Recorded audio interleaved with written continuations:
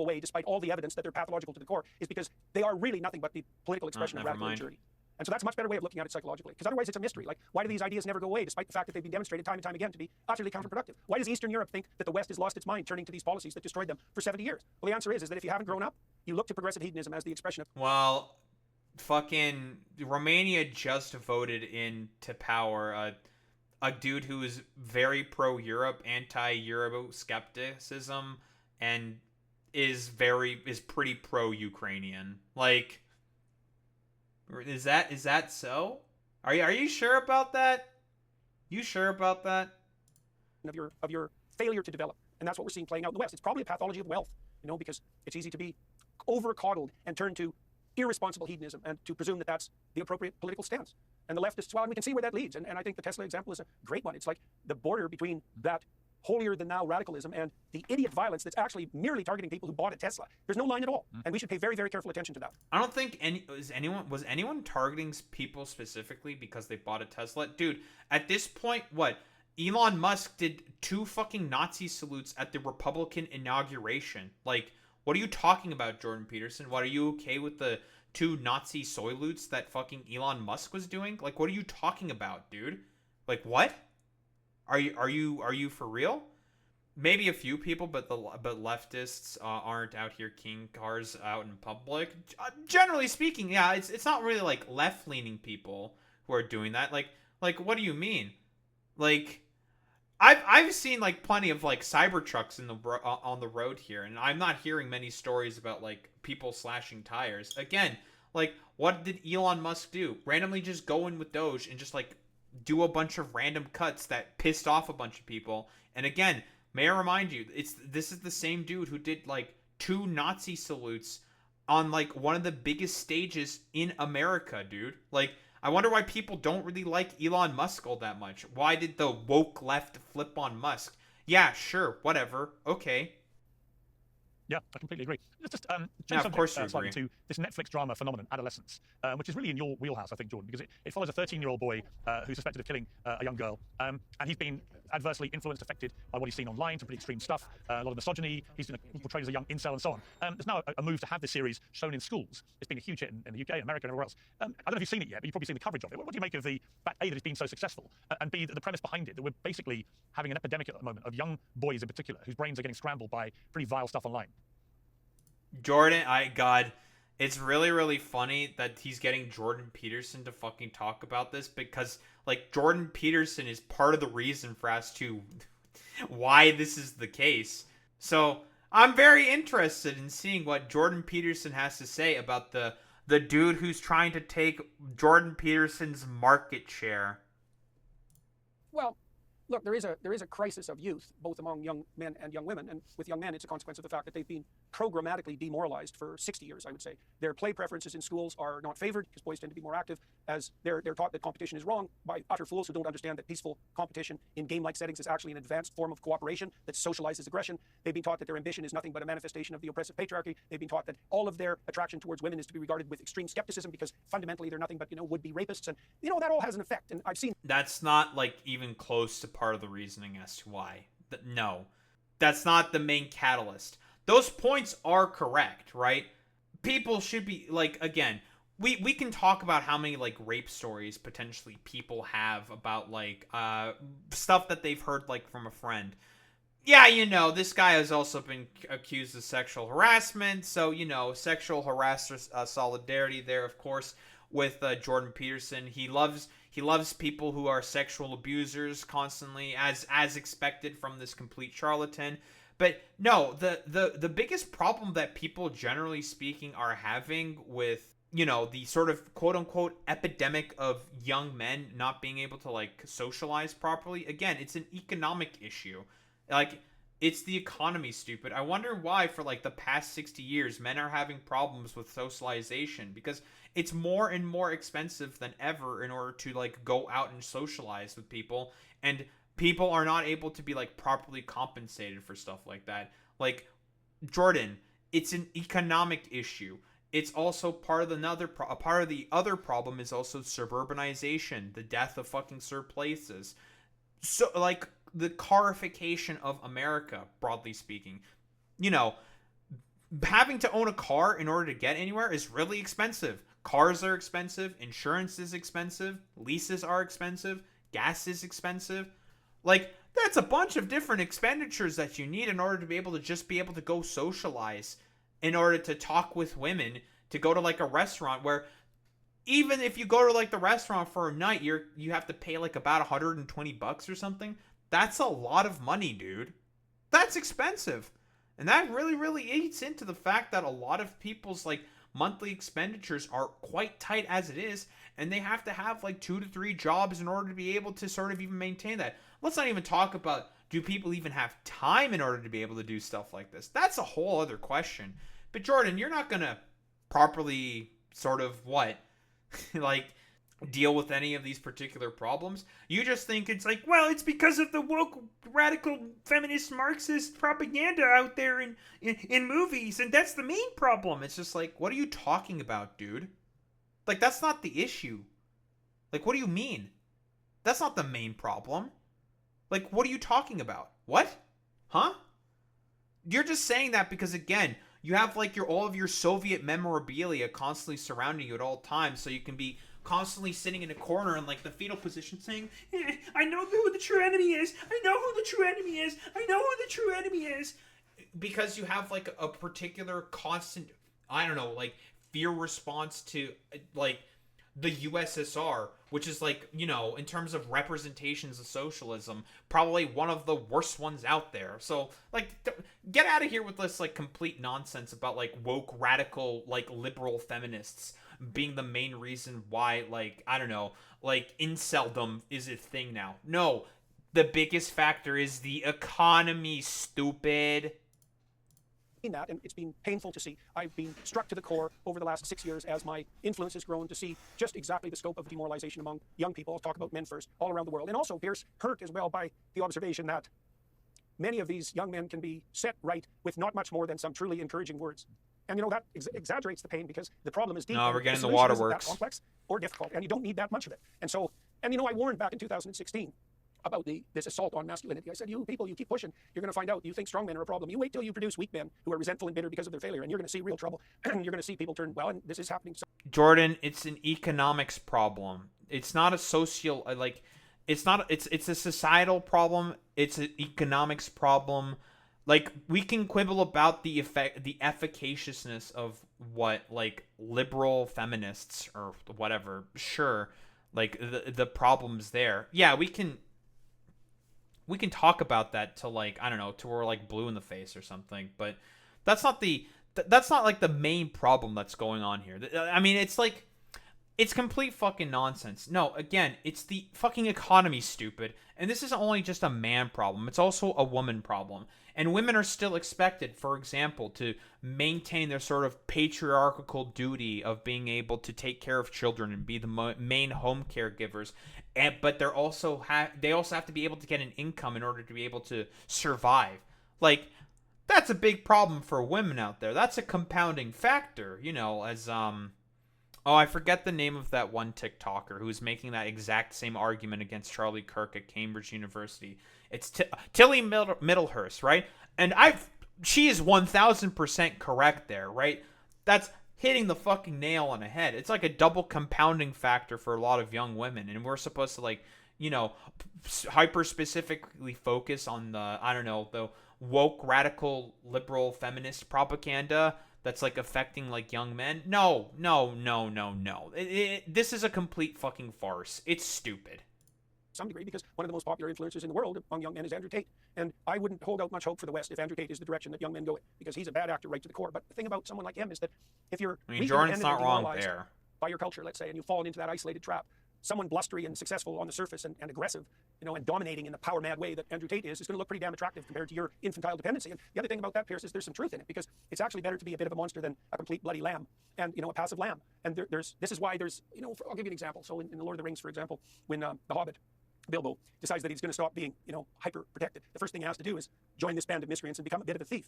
There's a bit of a darkness that has to be incorporated into men before they can mature, before they can stop being children. And there's different pathways that can take, and it can take that blustery, quasi-psychopathic route that characterizes people like Andrew Tate, you know, and the hyper masculinity that goes along with that, or it can be truly civilized and socialized so that men can become civilized and staunch competitors who are moving forward implacably in the world. That's much more complicated to manage, right? Because that's the true path.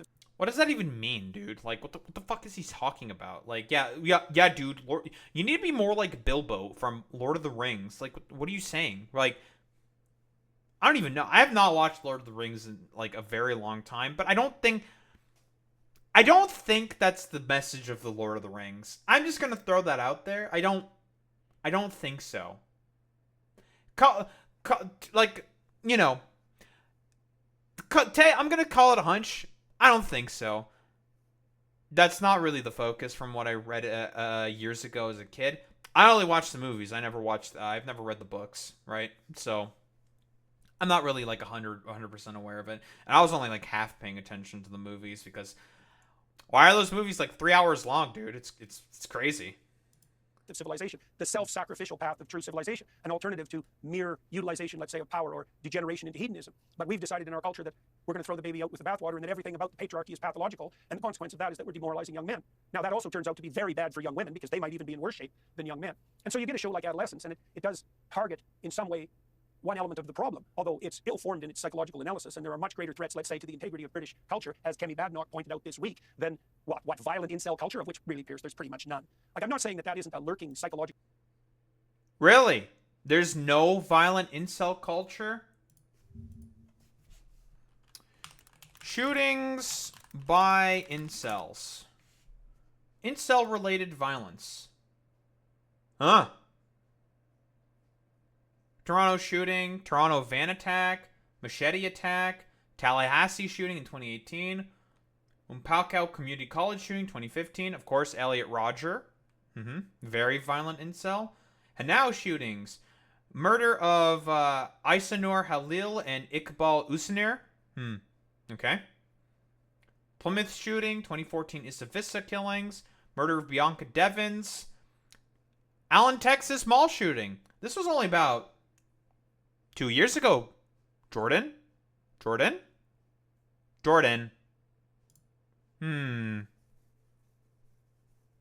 a little interesting. Plymouth shooting was in the UK. I figured. So, wait, are you sure there's not been a lot of violent tendencies from incels? These are only from about what? The lists are on Wikipedia here, I would say. From the past about 11 years? 11 years? What did Elliot Rodger do his attack, right? 2014? Yep. I don't know. This seems to be like a pretty recent phenomenon in my personal opinion, Jordan. Wonder what helped catalyze it. I wonder what particular sort of movement helped catalyze a lot of this potential incel-related violence during 2014. What was going on then? I have no idea. What could it possibly be? Who knows? Danger, and I think the Andrew Tate phenomenon points to that. But you guys in the UK, and maybe everyone in the West more broadly, we have more serious things to consider than, what conspiratorial incels. Even let's take the Muslim extremist front, shall we? Even countries like the UAE and Saudi Arabia have been insistently warning the West that the true danger from Islamism is going to come from Europe and the UK in the future, and not from places like the UAE and Saudi Arabia, which have already become... What the hell are you talking about? Dude, 15 of the 19 hijackers during 9/11 were from Saudi Arabia, dude. What? No. The reason why there is Muslim and Islamist extremism coming out of the Middle East is because of the actions that are happening in the Middle East by the United States and Israel, dude. What the fuck are you talking about? What? Gee, I wonder why Hezbollah became a thing. Oh, the 1980 invasion of Lebanon happened. Oh, and Hezbollah was able to rise up because of that. Oh, crazy. Why did ISIS become a thing? Oh, the 2003 invasion of Iraq and Afghanistan. Oh, crazy. Hey, what else also happened? Oh, the instability caused by the Syrian civil war. Oh, what caused that? Oh, the interventionism of the United States. Partially also because of the Russians as well, because of the fact that they want to have like a strategic position in Syria. But that's a little bit of like more imperialism, colonial policy there from the Russians in particular, right? Getting very, very much so friendly with Bashar al-Assad. A little bit of a different story there, but a lot of it is because of of Desert Storm 2 Electric Boogaloo. That's what specifically happened, Jordan. Alert to the threat. And for those who, might want to call me racist for pointing such things out, it's like, well, the UAE and the Saudis, they know what they're talking about when it comes to such things. And so we can dispense with that right away. And Kenny Badnock. Do they really know what they're talking about when it comes to such things? Jordan, you just decided to completely just excuse the actions of the U.S. in terms of Middle East policy for the past 40 years, dude. Like, what are you talking about? I would say put her finger on the true problem, or at least one of the true problems. Keir Starmer, he's just playing that typical leftist game, that it's toxic young masculinity, particularly of the Caucasian version, which is really quite the insane claim. That's the thing that young people should be taught more about because... Yeah, leftist Keir Starmer, who, goes after, like, trans people constantly. I thought you would like that, Jordan. Like, what are you... Silly. Obviously, they're not demoralized enough yet. So that's what I think of adolescence. Jesus, talk about putting the cart before the horse. And it's exactly what you'd expect from the progressive playbook. It's like, we're going to double down on the incels. Well, why don't you give some thought to trying to figure out why they're so bloody isolated, why young men and women are so isolated from one another now that they don't even date, they don't drive, they don't drink, they don't go out, they don't date, they don't marry. Why is that? Well, how about 60 years of radically demoralizing, quasi-feminist, dimwit, hedonistic, leftist propaganda shoveled at them from grade 1 all the way through university? And of course they're... Yeah, dude, because colleges and campuses and, like, universities and public schools are shoveling leftist propaganda. Again, it's the economy, stupid. This is the main fucking problem for as to why people can't marry. Hey, Jordan Peterson, I thought you would have a fucking problem. Wait, I thought you would like Justin Trudeau's fucking childcare policies. If you care about people getting married and having children, dude, you should probably care about that. You don't give a shit about any of that stuff. Again, his whole modus operandi is that he just wants to maintain the fucking hierarchy of systems and control. That is it with Jordan Peterson. He just likes the fact that men are on top and feminism is trying to actively challenge that, which means he's going to have a reactionary backlash to feminism. It's fucking stupid, dude. Like, Jordan Peterson could care less about economic troubles even if he cared. Again, Jordan Peterson's net worth, about $8 million USD. Yeah. Okay, Jordan. Yet you want to, like, morally preen and talk about, like, why people are unable to fucking socialize. Here's why people are unable to fucking socialize, you fucking freak. They're going to turn to figures like Andrew Tate in their desperation. But, you might as well do a causal analysis and try to figure out why they're so bloody demoralized to begin with. And I would say I actually know something about that because I think I've talked to more demoralized young people in the last 10 years than anybody on the planet. And I've watched and seen what works. And more demoralized. Yeah, dude, really, really basic, like, self-help guru stuff that you, I don't know, proselytize about has been the very, very, very, very effective. Whoa, very cool. Is not the answer, and there's something remarkable about well-socialized masculinity. One of the things I learned, for example, when I was writing my last book, one of the things I analyzed was the symbolic use of the figure of the shepherd in the biblical corpus, right? Because the shepherd figures large both in the Old Testament and in the New. And the reason for that is because not a Christian, Christian, by the way, of well-socialized, ordinary masculinity. So shepherds in the ancient Middle East had to live by their own wits, right, in the wilderness, and so they were tough guys, and they had to keep the wolves.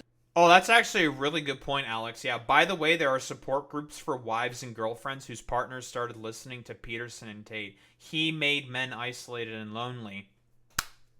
It's like the same point that I've mentioned before. If you mention to, like, a prospective partner that you watch, like, Jordan Peterson or, like, Joe Rogan, or at this point, like, people like fucking Asmongold or Andrew Tate, that is automatically a fucking turn off to them. Like, constantly. And yeah, like, as expected, Boy Meets Mini, I'm not fucking expecting Jordan Peterson to have any understanding about, like, allegories and analogies for, like, whatever the fuck happening is going on in the goddamn Bible, okay? He doesn't understand, dude. It's really stupid. Like, Jordan, you want to talk about alpha male fucking narratives and inceldom. You are one of the biggest, like, proto-contributors to that sort of environment. You're just mad that Andrew Tate is taking that from you and is doing it in a new stylized format that's very, very appealing to them. You're just mad that he's cutting into your audience, Jordan. And the lions at bay with pretty primitive weapons, exemplified in the story of Moses and in the story of David, for example. But at the same time, they had to protect the most vulnerable. Right, and lamb is a pretty good example of, something vulnerable and edible, especially by monsters. And so the model for masculinity, the biblical model for masculinity, at least in part, is tough enough to keep the bloody wolves and the lions at bay, and what would you say, resourceful enough to survive on your own, and then devoted to caring for the most vulnerable. And that's a pretty damn good model, and it's certainly exemplified, of course, by the figure of Christ in the New Testament, who's meta shepherd, you might say. And capable of keeping the worst evils at bay while simultaneously serving. Wait, I don't understand. Why are you talking about the isn't Jesus in the New Testament like a complete like soy cuck lib lefty or some shit? Like, what are you talking? This is what I mean. Bro doesn't first off, not a Christian, by the way, and barely has any understanding about like any of the scripture or text that he's fucking quoting. It's fucking stupid, dude. Most alienated and vulnerable. And that's the right model for masculinity. And if you don't think that exists, well, you're definitely part of the problem and not part of the solution. And maybe you're a woman who's been damaged by men who've entered into your life who are radically immature or mad users of power. And that's really sad. And there's plenty of that too. But that doesn't mean that... Wait, you should like those people, mad users of power. I thought we cared about hierarchy, Jordan. Wait, what's going on? I thought we cared about hierarchical structures. Huh? That's a little strange. Core, there's something pathological about masculinity, and it certainly doesn't mean that the radical leftist proclivity to describe everything as an oppressive patriarchy and to make men weak is doing anything other than hurting young people right to the core. And Starmer's posturing with regards to adolescence is only going to make that worse. It's bad psychology, and it's not only that, it's also oriented not to help young people, but to make Mr. Starmer... This is coming from the guy who lost his fucking license for psychology by revealing incredibly important, like, medical information. That's how he lost his license, by the way, to practice psychology. It's also why he lost his fucking tenure, right? Because he, like, revealed important information about, like, a particular patient that he once had. A hell of a lot more secure in the idiot presumptions of his dimwit progressivism. So, and that's really the fundamental aim. Yeah, Keir Starmer, very, very progressive. Burn some young people on the pyre to make sure that our moral presuppositions can remain intact and our faith in our idiocy remains unchallenged. Then we might as well teach kids using a Netflix series on adolescence. Jesus, brutal, pathetic. To the core, this terrible moral posturing. You know, that's, I think, the most pathological element of our age. You know, as this guy, you know, hates moral posturing, does nothing but morally posture. Okay, dude. How can we garner as much undeserved moral credit as we possibly can? Well, we'll stand up against toxic masculinity and we'll worship the planet.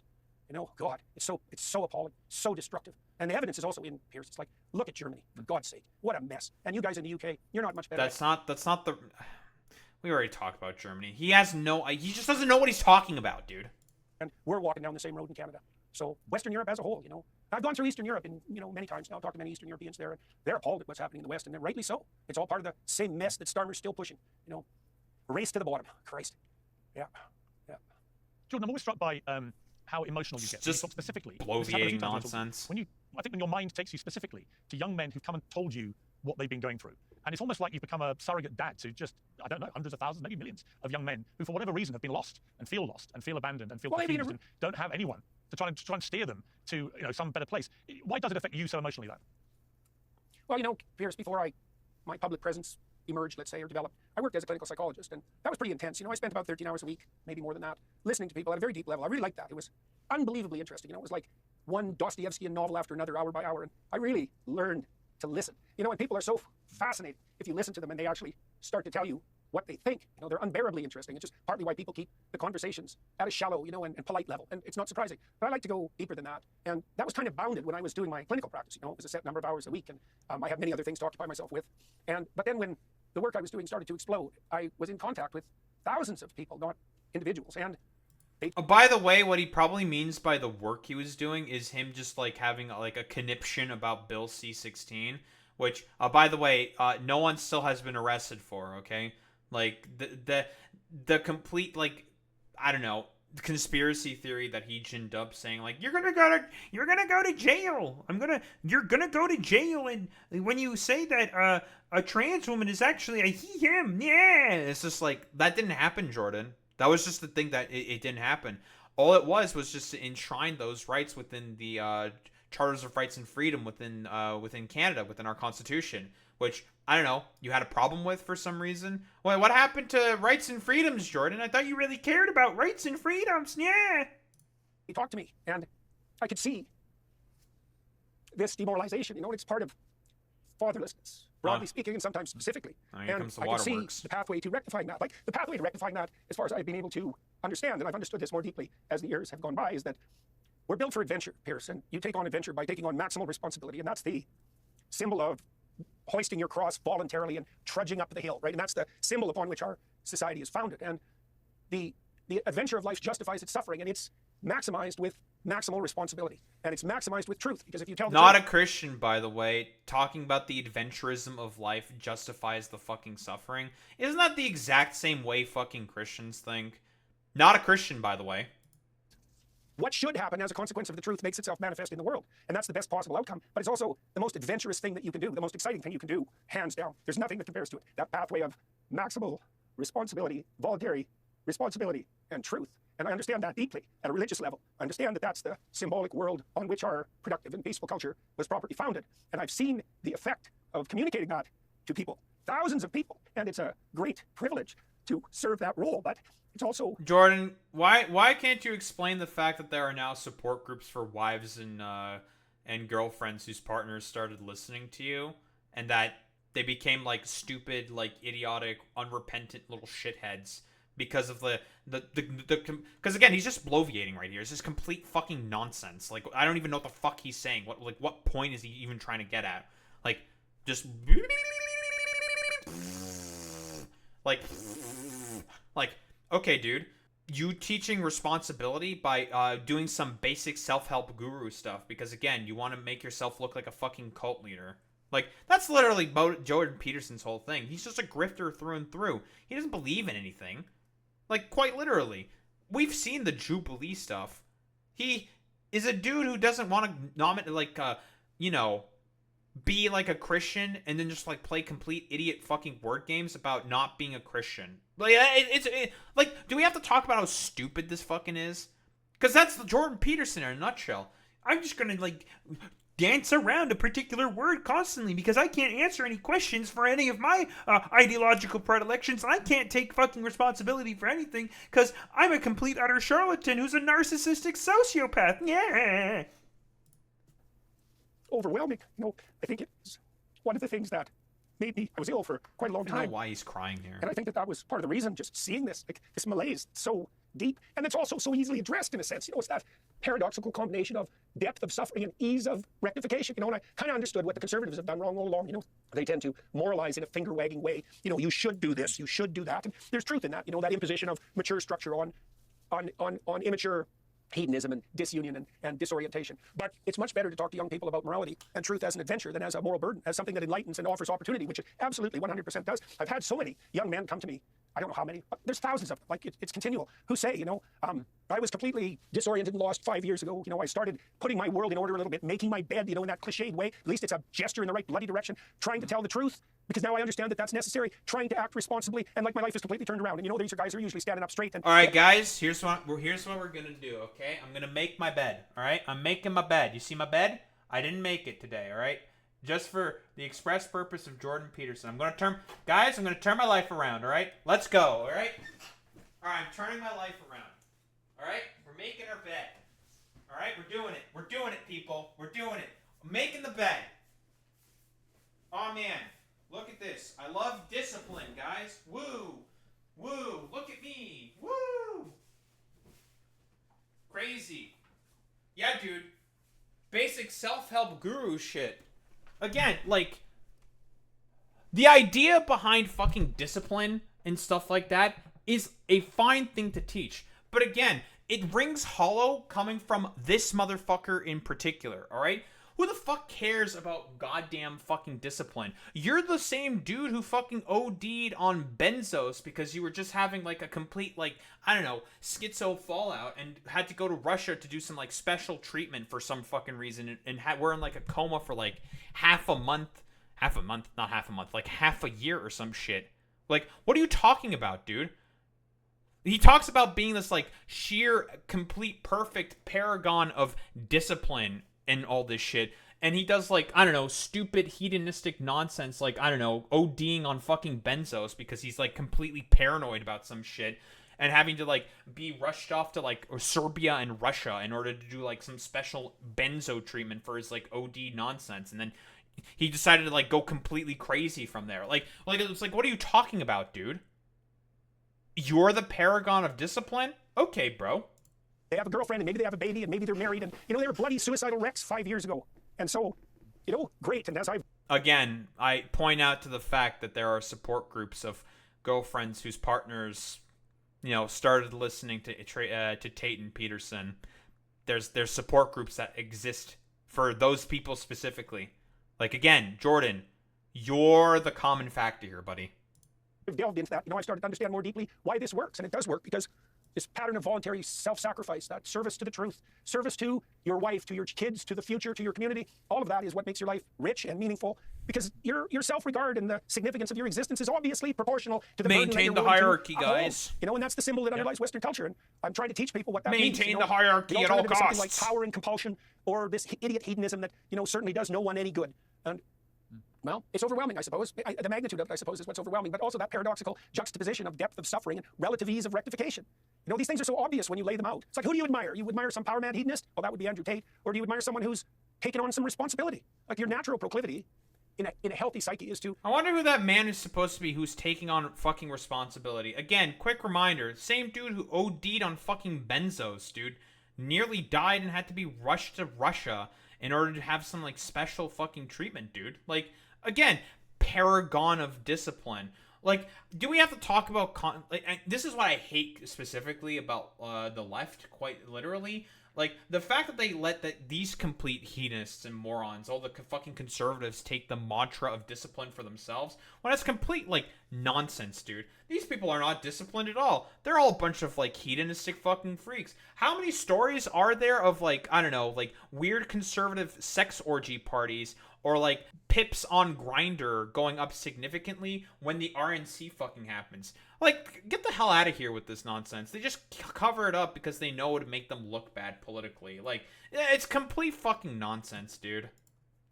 Is to admire the shepherd, let's say, and not the goddamn tyrant, and not the hedonist who lives for the immediate pleasure driven by his whims. It's hard for me to imagine to understand how we've forgotten these things. I guess that's part of the religious, the degeneration of the religious substrate in the West. We've forgotten what our symbols mean. And the thing is, Piers, they mean something. Not a Christian, by the way. Figured out. We put the crucifix, for example, at the center of our churches, and we put the churches at the centers of our towns. Particularly, that's a European thing. And the reason for that is because we long ago understood that the proper foundation of the world is voluntary self-sacrifice upward. And that's true. It's absolutely true.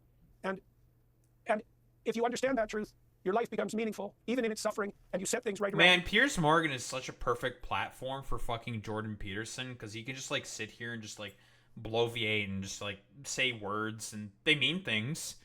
They mean stuff. Are they being, strung together to form, coherent thoughts? Meh. Flip a coin. And everyone has to remember that in the West. We have to remember that. We have to relearn that. We're going to be weak in the face of Islamism, for example. We're going to be weak in the face of progressivism and nihilism and despair. And we are already. And it's because we've forgotten the deepest things, not only the deepest things that we knew, but the very things that the best countries in the world have been founded on. And you might say, well, what do you mean by best? It's how about the countries that the miserable and oppressed flee to voluntarily? How's that a definition for best? And if you think that those countries existed independent of their Judeo-Christian foundation, you don't know anything. You don't know anything. And you're a dude. Judeo-Christian values became a thing in the fucking 30s. Why? Because of Zionism, you idiot. What the fuck are you talking about? There's no such thing as the Judeo-Christian fucking tradition that used to exist during the time of the fucking settlers, okay? All those motherfuckers would have been incredibly discriminatory against Jewish people, you fucking moron. What do you mean? The Ottoman Empire were more tolerant to Jewish people.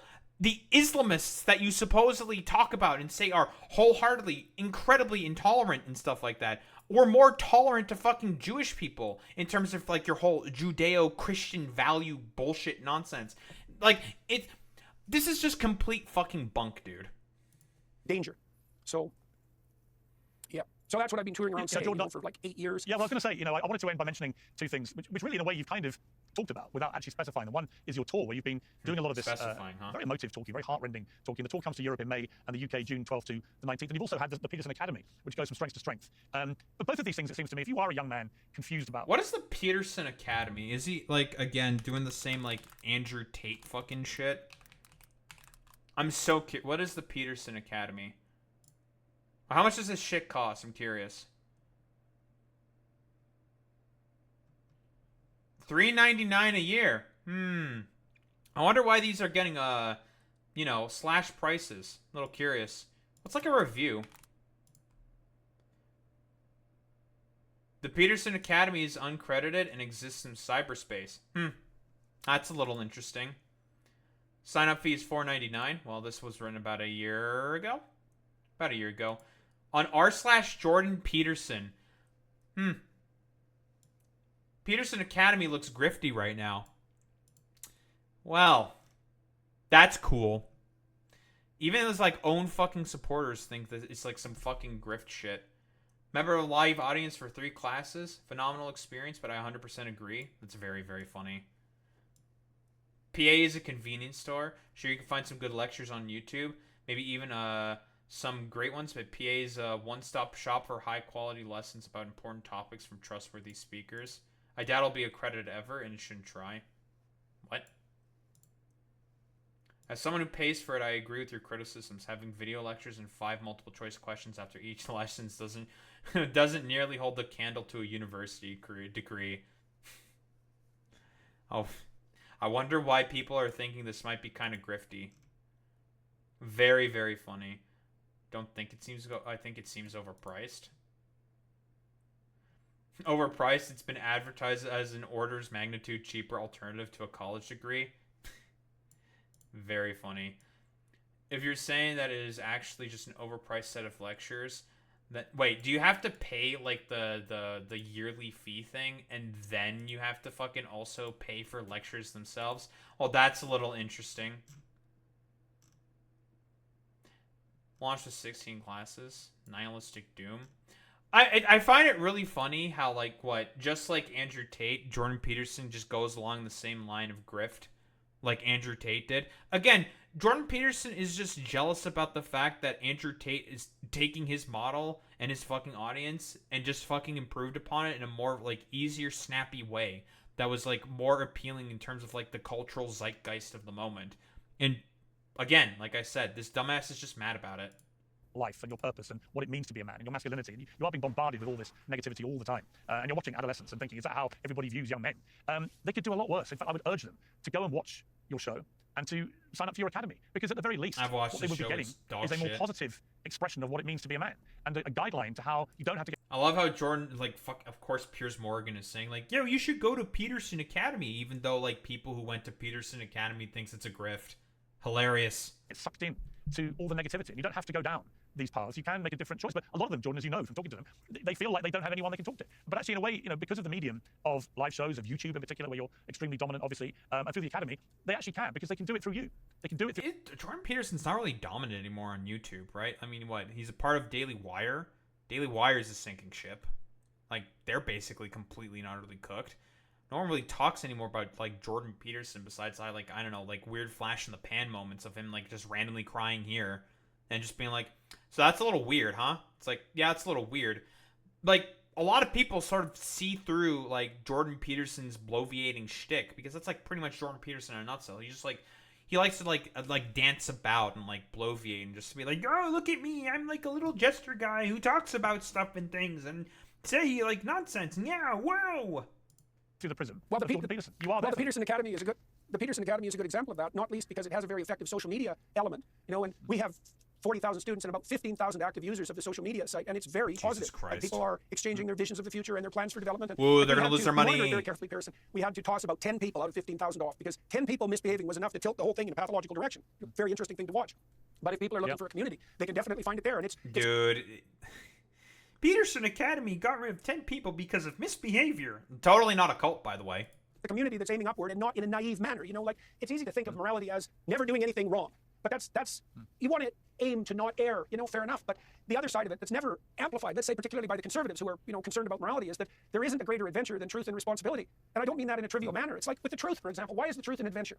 Because if you're going to say what you believe to be true, you have to sacrifice the outcome, right? You can't use your words instrumentally in a manipulative way. You have to say what you think is the case, and then you have to let the cards fall wherever the hell they're going to. And that can be a real mess, but it's unbelievably exciting because you don't know what's going to happen. And we know in the West, at least we knew that the truth is what sets you free and that the world of proper order is founded on the truth. And there's terrible risk in that, as everyone who's tried to tell the truth under difficult circumstance comes to understand. But the payoff is that your life is so exciting if you only say what you believe to be true that it becomes virtually unbearable. And you need that too, because you need an unbearable meaning to give you strength and commitment when you're suffering deeply. And many young people... I have no idea what the fuck he's talking about, man. It's just again, bloviating nonsense. People are suffering deeply. They don't know where to turn, and you turn towards the truth, and you turn towards responsibility. Why wouldn't you want that? To have someone you could care for deeply, your wife, and to be able to make sacrifices on behalf of your children and your grandchildren. All that does is extend your view way out into the future. In the story of Abraham, God comes to Abraham as the voice of adventure. Not a Christian, by the way. This is his third fucking Bible reference. Not a Christian, by the way. his zone of infantile comfort and move into the terrible world. And he makes him a deal. He says, if you do that, this is the covenant of Abraham. This is the covenant that our civilization is founded on. If you follow the pathway of maximal adventure, here's what happens. You become a blessing to yourself. Your name becomes known validly among your people. You establish something of permanence. You do that in a way that brings nothing but abundance to everyone, and no one can stand in your way. And that's what I'm trying to tell young people, is that if you follow the proper pathway upward, then your life becomes so rich that even the suffering just... Again, he has, like... This is the only thing that Jordan Peterson truly fucking believes in. Hierarchy. Again, if you make your way up the hierarchy, therefore what you are doing has to categorically be good. Because you are in service and in maintenance of said hierarchy. Again, fundamentally speaking, Jordan Peterson's whole modus operandi, his whole shtick, generally speaking, is doing everything possible in service and in maintenance of those fucking hierarchies. Categorically speaking. That's all that he's ever fundamentally cared about. And it's all that he will always talk about. Constantly. Because that's his true ideology. It is about maintenance of hierarchy and control. That is it.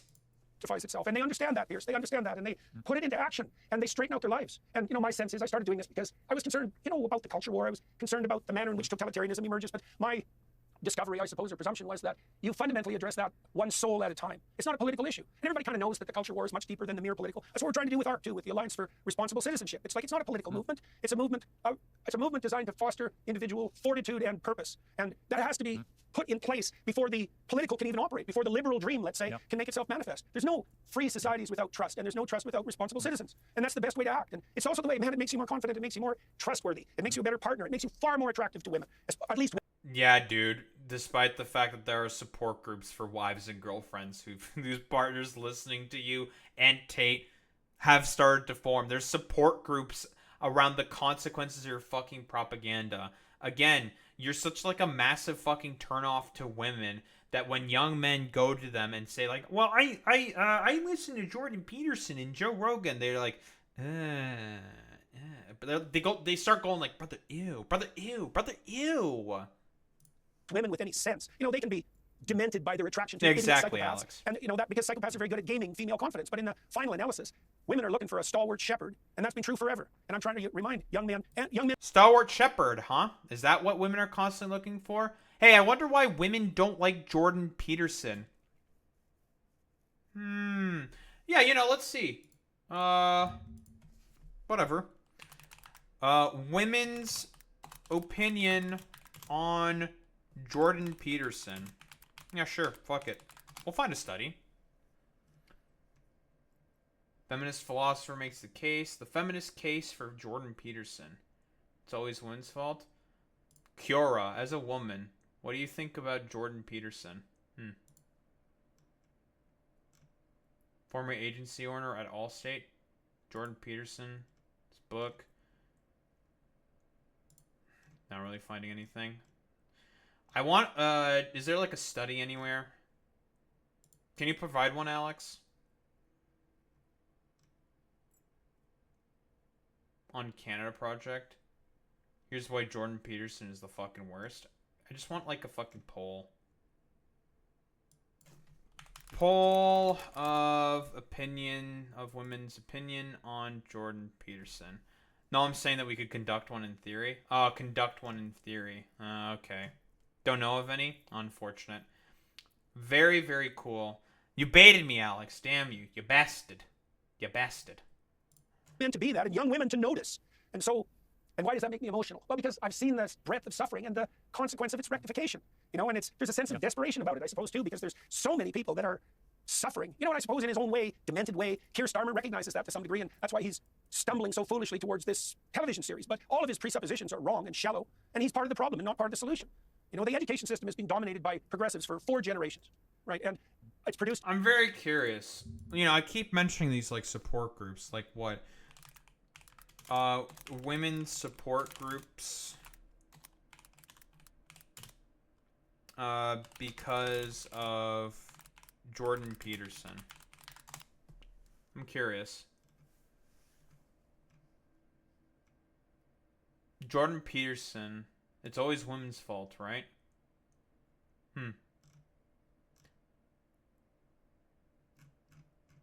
R/men writing women. A sample of how men who create films, book, and TVs and graphic novels characterize women.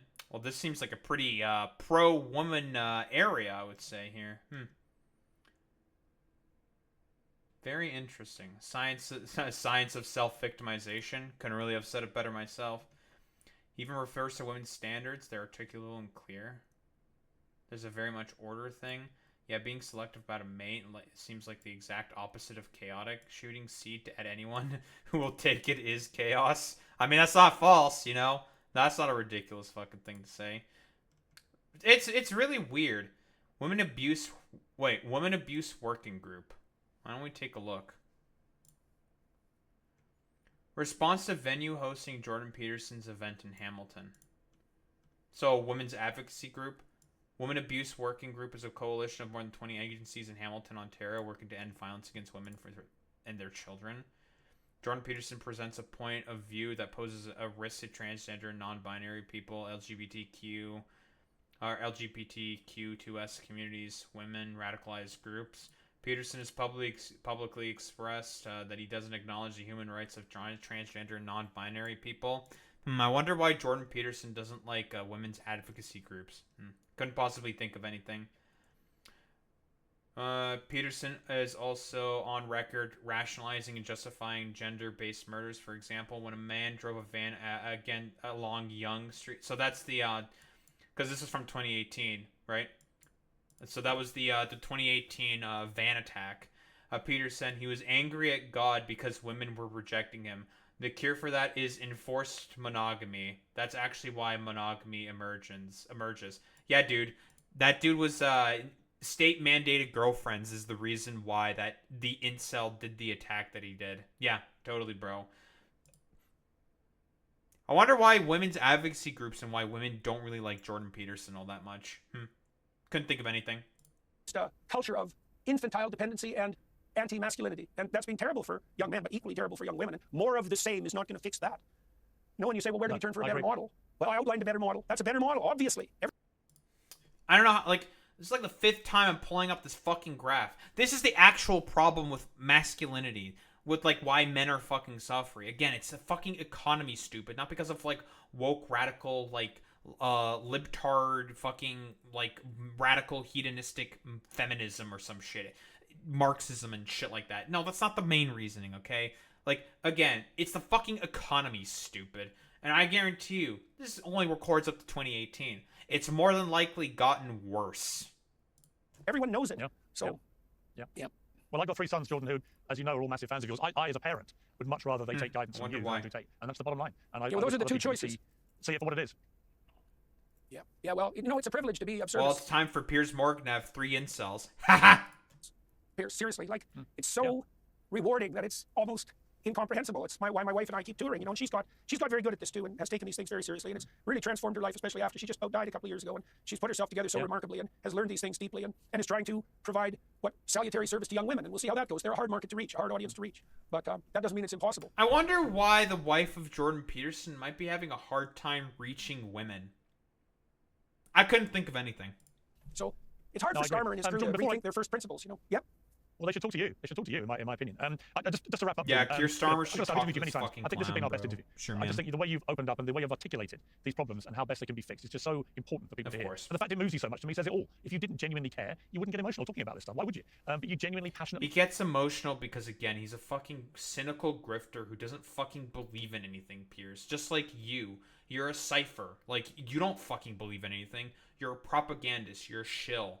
You're a complete, just non-factor in terms of any fucking conversation. You just do this for the fact that you get fucking views. How many views do you get from this? 910,000 views. Not bad. Not bad for a channel with 4 million subscribers. Wonder why you're doing shit like this, Piers. I couldn't think of anything at all. Care that young people are put on the right pathway to adult life, and I think it's as a parent, I thank you. Honestly, I do. I see the impact on my own sons when they listen to you, and I'd much rather they take their guidance from you than someone like Tate, who I think is just a chancer on the make and exploiting people. I don't think you're... God, that's so fucking funny that Piers Morgan is fucking saying that about Jordan Peterson, who's also a complete fucking chancer who's just on the fucking take. Yeah, okay, bro. Totally. Yeah. Jordan Peterson and Andrew Tate are fundamentally two of the exact same fucking people. One's just significantly more raunchy and appeals way more to fucking younger people and Gen Zers through the formats that they generally consume. And one is just a complete bloviating pseudo-intellectual who can, like, I don't know, reach across the aisle, I guess, to, like, more sort of, like, divorced dad types who, I don't know, pretend to be, like, smarter than they actually are. It's fucking nonsense. Ever that kind of person. You're doing it because you genuinely care, and there's a massive difference. Sure, dude. Well, thank you, sir. It's like I said, it's a privilege to serve. Like it truly is. You know, I can't look. Imagine this. You know, imagine that wherever you go in the world, people come up to you and tell you that they put themselves together and their life is much the better waterworks because again. they've been trying to put into practice what you've been suggesting. Man, like just you could let like, yourself. do probably people speak like? Do they understand this? It's just a performance. It's performance. Like, his old colleagues have even talked about how he's just putting on a show, a performance. Like, people who were his colleagues, one of his fucking main colleagues, one of his main sort of like supporters went to one of his classes and just said, like, dude, this isn't a fucking psychology professor. He's just a guru. He's a cultist. He's a prophet. This isn't a professor. He's a wannabe cult head. That's what he is. Dream, and you could dream of what you would want if you had sense, and you could have anything, and that's what you'd pick. And that's the consequence of putting yourself in service. They mean things. Like, really, that's the consequence of serving the truth and putting yourself in service. And anything hedonistic, anything that might accrue to you as a consequence of power, they're not even in the same universe. You know, if you have the pearl of great price, you don't need any other treasure. Completely agree. Jordan, it's been brilliant. Thank you so much again for joining me. All right, that was complete fucking nonsense. As expected from fucking Jordan Peterson. For the most part, he bloviates. He, you know, does multiple biblical references, even though he pretends to not be a fucking Christian. He did, like, three of them. And he also misappropriates most of the stuff in terms of, like, what? The particular lessons. Again, all Jordan Peterson is a fucking self-help guru who struck it big, got fucking lucky with his dumbass fucking grift, and doesn't actually understand the real plights that men fucking suffer. And it's the economy, stupid. Like, I have, broadly speaking, like, right at the fucking beginning of all this, the main problems that men are facing are not only, like, partially it's sociological. We could talk about the failures of second wave feminism, right? I don't disagree with that, right? But a lot of it is because of suburbanization, the fact that it is harder than ever for people to be able to interact with one another. No third places. Cars are expensive and incredibly difficult to fucking maintain in terms of, like, being able to go out and socialize, because you need a car to go out and socialize. Being able to go on dates is more expensive than ever. You're expected to pay, like, what, $120 for, like, a meal at a goddamn halfway decent restaurant, dude? That's a lot of fucking money. People don't have the money for this shit. It's the economy, stupid. That is the main fucking problem for as to why there's a lot of fucking social alienation. And you want to know who fucking talked about that? Someone you hate the most of all. Karl fucking Marx is the guy who talked about how people feel alienated from their modes of production, which causes broader sociological and social issues. And guess what? It doesn't only affect men, it also heavily fucking affects women. Women have it doubly more so because, again, they have the expectations of patriarchy also foisted upon them. They are expected to be the caregivers and caretakers of the fucking home, as well as being able to have to sort of be able to earn a fucking salary on their own, because you need two incomes in order to be able to even think about owning a fucking home nowadays. Let's be honest here. Jordan Peterson's never going to care about those particular issues. He's never actually going to address any of that because, again, what's Jordan Peterson's net worth? About $8 million. He's rich. He's on top of the hierarchy. And if there's anything that he truly, really cares about, is maintaining that fucking hierarchy at any cost. That is what Jordan Peterson's modus operandi is truly all about. Maintenance of systems of control and hierarchy. That is it.